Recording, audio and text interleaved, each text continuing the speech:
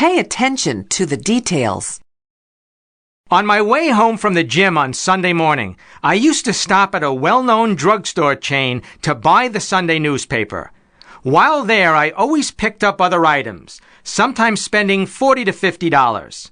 On one occasion, however, when I returned home, I found that a section of the newspaper was missing. I discovered the same thing the following week. The next Sunday, I brought the problem to the store manager's attention. He said to me, "The kid who puts the sections together is in a hurry," as if this was a minor, unimportant error. Yet it wasn't minor at all. You see, I no longer stop at that store to buy the Sunday paper, which also means that I don't purchase other items there as well. After all, there are plenty of other places that sell toothpaste. This store lost my business because they weren't paying attention to the details. Let me share a second example. Many years ago, I had a speaking engagement that was scheduled to start at 7:30 p.m. The only equipment I requested was a microphone and a slide projector. These were the days when overheads and slide projectors were commonly used. I had asked someone at the conference center how early I could get into the room before my presentation to make sure that everything was set up properly and functioning. I was told that the room would be opened around 7 p.m., a half hour before my presentation. Knowing what can go wrong in these situations, I politely asked that the room be opened earlier and that a technician be on hand to correct any last-minute glitches. The conference center granted my request, and I was able to get into the room at 6 p.m., 90 minutes before my presentation was scheduled to begin. Here's what happened. The slide projector in the room was not working. About 20 minutes later, they brought in another machine. Once again, it didn't work. About 15 minutes later, they located another projector. The first slide came right up on the screen.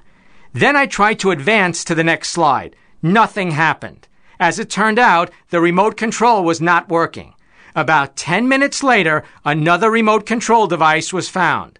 Finally, everything was working properly, and I still had about 30 minutes before the program was to begin. In the end, the presentation went very well, and the equipment performed perfectly. But what would have happened if I couldn't enter the room before 7 p.m.? I would have been forced to choose between two unpleasant options: delaying the program to try to get the equipment replaced, or abandoning the equipment entirely and doing my program without it. In either case, I would have done a disservice to my audience, all because I hadn't paid attention to the details. Sometimes we get so caught up in our product or service that we forget all of the other so-called little things that are part of the process. For instance, would it matter if you served the greatest food in your restaurant if the restrooms were filthy and without hand towels? Business would suffer immediately.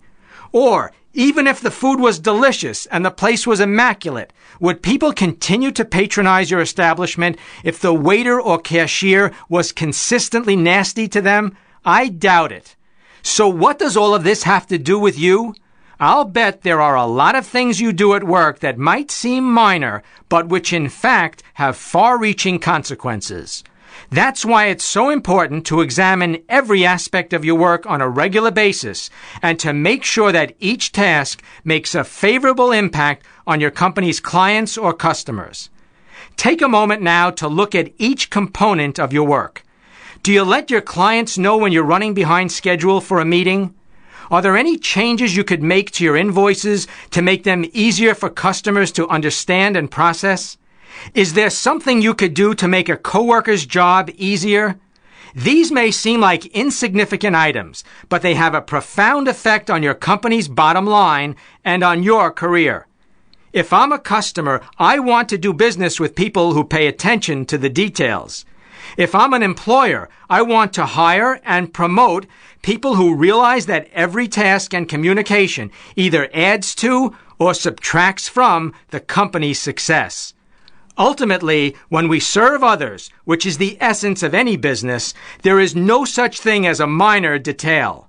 By paying attention to the little things, we build a solid foundation for consistent success.